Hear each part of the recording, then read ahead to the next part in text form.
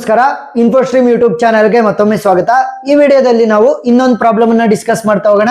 Hypothesis testing ಅಲ್ಲಿ 2 proposition ಇರುವಂತ Z test problem ಇದು. ಸೊ ಕ್ವಶನ್ ಏನ್ ಹೇಳ್ತಾ ಇರೋದು, one type of aircraft is found to develop engine trouble in 5 flights out of 100 ಅಂತ ಅಂದ್ರೆ 100 ಫ್ಲೈಟ್ ಗಳನ್ನ ತಗೊಂಡ್ರೆ ಅದರಲ್ಲಿ 5 ಸಲ ಫ್ಲೈಟ್ ಏನಾಗಿರುತ್ತೆ ಅಂತ ಅಂದ್ರೆ ಡಿಫೆಕ್ಟ್ ಆಗಿರುತ್ತೆ, ಒಂದ್ ಸ್ವಲ್ಪ ಏನಾದ್ರೂ ಕೂಡ ಪ್ರಾಬ್ಲಮ್ ಆಗೋ ತರ engine. Next and another type ಅಂತ ಅಂದ್ರೆ ಇನ್ನೊಂದು ಟೈಪ್ ಅಥವಾ ಇನ್ನೊಂದು ಕಂಪ್ನಿಯ ಏರ್ಕ್ರಾಫ್ಟ್ ಅಂತ ಅನ್ಕೊಳ್ಳಿ.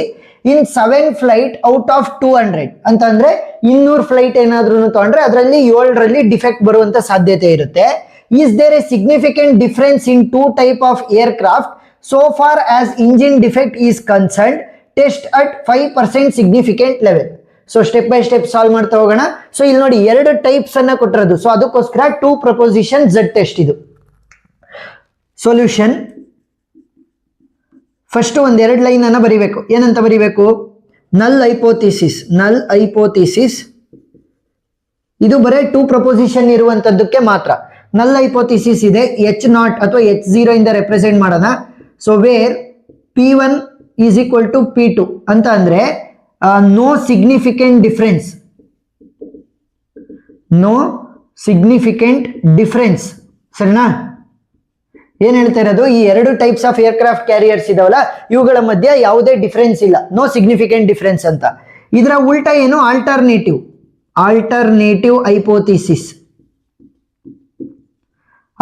ಹೈಪೋಥಿಸಿಸ್ ಏನ್ ಮಾಡುತ್ತೆ? ಉಲ್ಟಾ ಹೇಳುತ್ತೆ. H1 where P1 is not equal to P2 ಅಂತ ಅಂದ್ರೆ ನೋಡಿ there is a significant difference ಈತೆ ಅಂತ ಹೇಳುತ್ತೆ ಯಾವುದು ಆಲ್ಟರ್ನೇಟಿವ್ ಹೈಪೋಥಿಸಿಸ್. ನಲ್ ಹೈಪೋಥಿಸಿಸ್ ಏನ್ ಹೇಳುತ್ತೆ? ನೋ ಸಿಗ್ನಿಫಿಕೆಂಟ್ ಡಿಫರೆನ್ಸ್, ಏನಷ್ಟು ಡಿಫರೆನ್ಸ್ ಇಲ್ಲ, 2 ಕೂಡ ಆಲ್ಮೋಸ್ಟ್ ಸೇಮ್ ಇದಾವೆ ಅಂತ. ಸೊ ಪ್ರಾಬ್ಲಮ್ ಅನ್ನ ಸಾಲ್ವ್ ಮಾಡ್ತಾ ಹೋಗೋಣ. ಮೊದಲಿಗೆ ಒನ್ ಟೈಪ್, ಸೊ ಮೊದಲನೇ ಟೈಪಿಗೆ ಏನ್ ಮಾಡ್ತೀನಿ ಅಂತ ಅಂದ್ರೆ N1 ಅಂತ ಅಂದ್ರೆ ಟೋಟಲ್ ನಾನು ಮೊದಲನೇ ಟೈಪ್ ಆಫ್ ಏರ್ಕ್ರಾಫ್ಟ್ ಅಲ್ಲಿ 100 ಫ್ಲೈಟ್ ಗಳನ್ನ ತಗೊಂತೀನಿ, ಟೋಟಲ್ 100 ಫ್ಲೈಟ್. ಅದರಲ್ಲಿ 5 ಫ್ಲೈಟ್ಸ್ ಔಟ್ ಆಫ್ 100 ಏನಾಗಿರುತ್ತೆ? ಡಿಫೆಕ್ಟಿವ್ ಆಗಿರುತ್ತೆ. So P1 will be equal to 5 out of 100. ಗೊತ್ತಾಯ್ತಾ? 5 ಔಟ್ ಆಫ್ 100 ಡಿಫೆಕ್ಟಿವ್ ಆಗಿರುತ್ತೆ. ಸೊ 0.05, 5 ಡಿವೈಡೆಡ್ ಬೈ 100 ಅಂತಂದ್ರೆ 0.05. Next N2, so second type of aircraft ಬಂದಾಗ 200 ಫ್ಲೈಟ್ಗಳು ಹೋಗಿದೆ ಅಂತ ಅನ್ಕೊಳ್ಳಿ, ಅದರಲ್ಲಿ 7 ಡಿಫೆಕ್ಟಿವ್ ಬರ್ಬೋದು. So P2 is equal to 7 divided by 200. So value ಏನಾಗುತ್ತೆ? ಕ್ಯಾಲ್ಕುಲೇಟರ್ ಅನ್ನು ಯೂಸ್ ಮಾಡಿ. 7 ಡಿವೈಡೆಡ್ ಬೈ 200 ವ್ಯಾಲ್ಯೂ 0.035. ಸೊ ಈಗ ನನಗೆ N1 ವ್ಯಾಲ್ಯೂ ಗೊತ್ತು, N2 ವ್ಯಾಲ್ಯೂ ಗೊತ್ತು, P1 ವ್ಯಾಲ್ಯೂ ಗೊತ್ತು, P2 ವ್ಯಾಲ್ಯೂ ಗೊತ್ತು. ಸೊ ಇವಾಗ ಪ್ರೊಬಬಿಲಿಟಿಯನ್ನು ಕ್ಯಾಲ್ಕುಲೇಟ್ ಮಾಡ್ತಾ ಹೋಗೋಣ. So P will be equal to N1 into P1 plus N2 into P2 whole divided by N1 plus N2. ಗೊತ್ತಾಯ್ತಾ? ಫಾರ್ಮುಲಾ ಏನು? P will be equal to N1 into P1 plus N2 into P2 whole divided by N1 plus N2.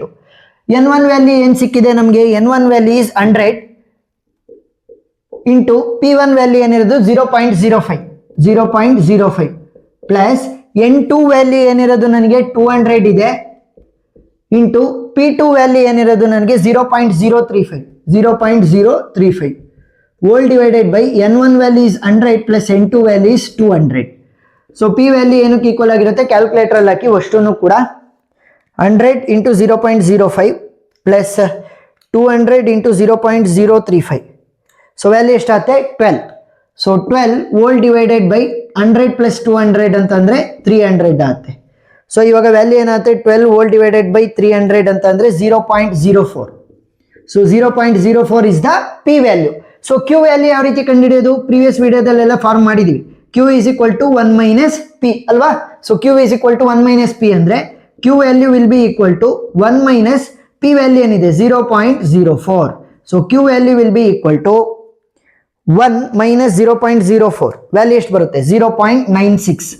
So Q value ಗೊತ್ತಾಗಿದೆ, that is 0.96. P value ಗೊತ್ತಾಗಿದೆ, that is 0.04. So ಇವಾಗ ನಾವೇನ್ ಮಾಡ್ಬೋದು ಅಂತಂದ್ರೆ error E ವ್ಯಾಲ್ಯೂನ calculate ಮಾಡ್ಬೋದು. So error E will be equal to root of P into Q into 1 by N1 plus 1 by N2. So ಗೊತ್ತಿರಬೇಕು formula ಏನು ಎರರ್ಗೆ? Root of P into Q into 1 by N1 plus 1 by N2. So substitute ಮಾಡಿ ವ್ಯಾಲ್ಯೂಗಳನ್ನ. So P value ಏನ್ ಬಂದಿರೋದು ನನಗೆ 0.04 into Q value ಏನ್ ಬಂದಿರೋದು ನನಗೆ 0.96 ಇಂಟು 1 ಬೈ N1 ವ್ಯಾಲ್ಯೂ ಏನಿದೆ 100 ಇದೆ, ಪ್ಲಸ್ 1 ಬೈ N2 ವ್ಯಾಲ್ಯೂ ಏನಿದೆ ನನಗೆ 200 ಇದೆ. ಗೊತ್ತಾಯ್ತಾ? 1 ಬೈ 100 ಪ್ಲಸ್ 1 ಬೈ 200. ಫಸ್ಟು ಇದನ್ನ ಕ್ಯಾಲ್ಕುಲೇಟ್ ಮಾಡ್ಕೊಳ್ಳಿ. 1 divided by 100 plus 1 divided by 200 value ಎಷ್ಟಾಗುತ್ತೆ? 0.015. ಸೊ ಅದನ್ನ ಅಲ್ಲಿ ಬರಿತಾ ಹೋಗೋಣ. E will be equal to root of 0.04 into 0.96 into 0.015. So ಈಗ ಏನು ಮಾಡಿ, ಅಷ್ಟೂ ಕೂಡ ಒಂದೇ ಸಲ ಕ್ಯಾಲ್ಕುಲೇಟ್ ಮಾಡಿ. ಫಸ್ಟು ರೂಟ್ ಸಿಂಬಲ್ ಅನ್ನು ಹಾಕಿ, next 0.04 into 0.96 into 0.015. So value ಏನಾಗುತ್ತೆ ನನಗೆ? E will be equal to 2.88 into 10 power minus 3. ಸರಿನಾ? ಎರರ್ ವ್ಯಾಲ್ಯೂ ಎಷ್ಟು ಬಂದಿತ್ತೆ ನನಗೆ? 2.88 ಇಂಟು 10 ಪವರ್ ಮೈನಸ್ 3. ಸೊ ಈಗ ಝೆಡ್ ವ್ಯಾಲ್ಯೂನ ಕ್ಯಾಲ್ಕುಲೇಟ್ ಮಾಡ್ತಾ ಹೋಗೋಣ. ಸೊ ಇದು ಲಾಸ್ಟು. ಈ ವ್ಯಾಲ್ಯೂನ ಇಟ್ಕೊಂಡು ನಾವು ಇಲ್ಲಿ ಏನಾದ್ರೂ ಸಿಗ್ನಿಫಿಕೆಂಟ್ ಡಿಫರೆನ್ಸ್ ಇದೆಯೋ ಇಲ್ವೋ ಅಂತ ನಾವು ಹೇಳ್ತಾ ಹೋಗ್ಬೋದು. So Z value will be equal to P1 minus P2 whole divided by error E. So ಈ ಫಾರ್ಮುಲಾಗಳೆಲ್ಲ ಗೊತ್ತಿರಬೇಕು. First N1 P1 N2 P2 ನ ಕ್ಯಾಲ್ಕುಲೇಟ್ ಮಾಡಿ, ಆಮೇಲೆ P value, next Q value ಬರುತ್ತೆ. ಸೊ ಅವುಗಳನ್ನು ಯೂಸ್ ಮಾಡಿಕೊಂಡು ಎರರ್ ಅನ್ನ ಕ್ಯಾಲ್ಕುಲೇಟ್ ಮಾಡಬೇಕು. Next Z value will be equal to P1 minus P2 whole divided by E. P1 value ಏನಿದೆ ನನಗೆ 0.05 ಮೈನಸ್ P2 ವ್ಯಾಲ್ಯೂ ಏನಿರೋದು ನನಗೆ 0.035 whole divided by E value ಏನಿರೋದು 2.88 ಇಂಟು 10 ಪವರ್ ಮೈನಸ್ 3. ಸೊ ಅಷ್ಟೂ ಕೂಡ ಒಂದೇ ಸಲ ಕ್ಯಾಲ್ಕುಲೇಟರ್ ಅಲ್ಲ. 0.05 minus 0.035 whole divided by 2.88 into 10 power minus 3. So value ಎಷ್ಟು ಬಂತು ನಮಗೆ? 0.0499 ಅಂತ ಎಲ್ಲ ಬರುತ್ತೆ. ಸಾಕು, 0.0499. ಸೊ ಈಗ ನೋಡಿ, ಇಲ್ಲಿ ಅವ್ರೇನಂತ ಕೇಳ್ತಾ ಇರೋದು 5% ಸಿಗ್ನಿಫಿಕೆಂಟ್ ಲೆವೆಲ್ಗೆ ಹೇಳಪ್ಪ ಅಂತ ಹೇಳ್ತಾ ಇದ್ದಾರೆ. ಸೊ ಈಗ ಎರಡು ವ್ಯಾಲ್ಯೂಗಳು ನಿಮಗೆ ನೀಟಾಗಿ ಗೊತ್ತಿರಬೇಕು. ನಾನು ಆಲ್ರೆಡಿ ಹೇಳಿದ್ದೀನಿ, ಪ್ರೀವಿಯಸ್ ವಿಡಿಯೋ ನೋಡಿದ್ರೆ ಗೊತ್ತಿರುತ್ತೆ. 5% ಏನಾದ್ರೂ ಇದ್ರೆ ನಮಗೆ 1.96, 1% ಏನಾದ್ರೂ ಇದ್ರೆ 2.58. ಗೊತ್ತಾಯ್ತಾ? 5% ಲೆವೆಲ್ ಅಂತ ಏನಾದ್ರೂ ಕೇಳಿದ್ರೆ 1.96 ಗಿನ್ನ ಝೆಡ್ ವ್ಯಾಲ್ಯೂ ಕಡಿಮೆ ಇರಬೇಕು. ಅವಾಗ ಏನಾಗುತ್ತೆ, ಈ ಒಂದು ಹೈಪೋಥಿಸಿಸ್ ಅಕ್ಸೆಪ್ಟ್ ಆಗುತ್ತೆ. ಹೈಪೋಥಿಸಿಸ್ ಅಕ್ಸೆಪ್ಟ್ ಆಗಿದೆ ಅಂತಂದ್ರೆ ನೋ ಸಿಗ್ನಿಫಿಕೆಂಟ್ ಡಿಫರೆನ್ಸ್. ಗೊತ್ತಾಯ್ತಾ? 5% ಅಂತ ಬಂದಾಗ 1.96, ಅದಕ್ಕಿಂತ ಕಡಿಮೆ ಏನಾದ್ರೂ ಝೆಡ್ ವ್ಯಾಲ್ಯೂ ಇದ್ರೆ ಆ ಒಂದು ಹೈಪೋಥಿಸಿಸ್ ಅಕ್ಸೆಪ್ಟ್ ಆಗುತ್ತೆ. ಹೈಪೋಥಿಸಿಸ್ ಅಕ್ಸೆಪ್ಟ್ ಆಗಿದೆ ಅಂತ ಅಂದ್ರೆ ನಮಗೆ ನೋ ಸಿಗ್ನಿಫಿಕೆಂಟ್ ಡಿಫರೆನ್ಸ್. ಏನಾದ್ರೂ ಕೂಡ 1.96 ಗಿನ್ನ ಜಾಸ್ತಿ ಇದೆ ಝೆಡ್ ವ್ಯಾಲ್ಯೂ ಅಂತ ಅಂದಾಗ ಹೈಪೋಥಿಸಿಸ್ ರಿಜೆಕ್ಟ್ ಆಗುತ್ತೆ. ಹೈಪೋಥಿಸಿಸ್ ರಿಜೆಕ್ಟ್ ಆಗಿದೆ ಅಂತ ಅಂದ್ರೆ there is a significant difference. ಸರಿನಾ? There is a significant difference ಅಂತ ನಾವು ಬರೀತಾ ಹೋಗ್ಬೋದು. ಈಗ ನೋಡಿ, ಇಲ್ಲಿ 5% ಅಂತ ಕೇಳಿರೋದ್ರಿಂದ 1.96 ಅನ್ನ ಯೂಸ್ ಮಾಡಬೇಕು.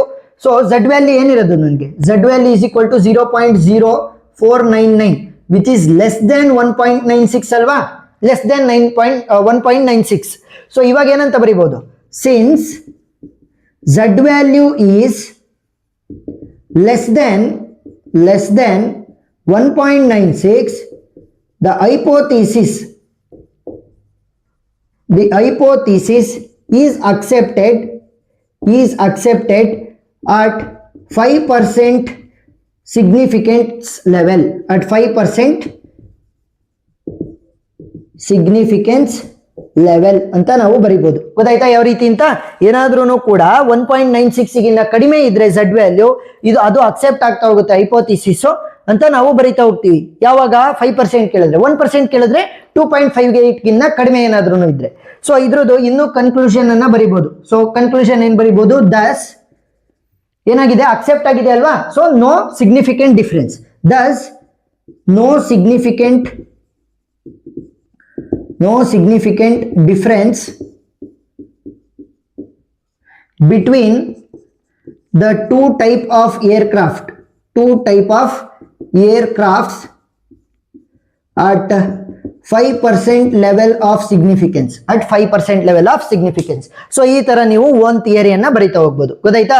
ಈ 2 ಪಾಯಿಂಟ್ ವೆರಿ ಇಂಪಾರ್ಟೆಂಟ್, ನೋಡ್ಕೊಂಡಿರ್ಬೇಕು. ಪ್ರತಿಯೊಂದು ಕ್ವಶನ್ ಅಲ್ಲೂ ಕೂಡ ವೆರಿ ಇಂಪಾರ್ಟೆಂಟ್ ಆಗಿ ಬರ್ತಾ ಹೋಗುತ್ತೆ. ಸೊ ಇದನ್ನ ಸ್ಕ್ರೀನ್ ಶಾಟ್ ತಗೊಂಡ್ರಿ, ನಾನು ಸೈಡ್ಗೆ ಹೋಗ್ತೀನಿ. ಏನೇ ಡೌಟ್ ಇದ್ರೂ ಕೂಡ ಕಮೆಂಟ್ ಸೆಕ್ಷನ್ ಅಲ್ಲಿ ತಿಳಿಸಿ, ನಾನು ಕ್ಲಾರಿಫೈ ಮಾಡ್ತೀನಿ. ಸೊ ಈ ಒಂದು subject full play list link ನಾನು ಡಿಸ್ಕ್ರಿಪ್ಷನ್ ಅಲ್ಲಿ ಕೊಟ್ಟಿರ್ತೀನಿ, ಮಾಡ್ಯೂಲ್ ವೈಸು. ಸೊ ಆ ವಿಡಿಯೋಗಳನ್ನ ನೋಡಿದ್ರೆ ನಿಮಗೆ ಎಲ್ಲ ಕಾನ್ಸೆಪ್ಟ್ ಅಂಡರ್ಸ್ಟ್ಯಾಂಡ್ ಆಗ್ತಾ ಹೋಗುತ್ತೆ. So thank you for watching.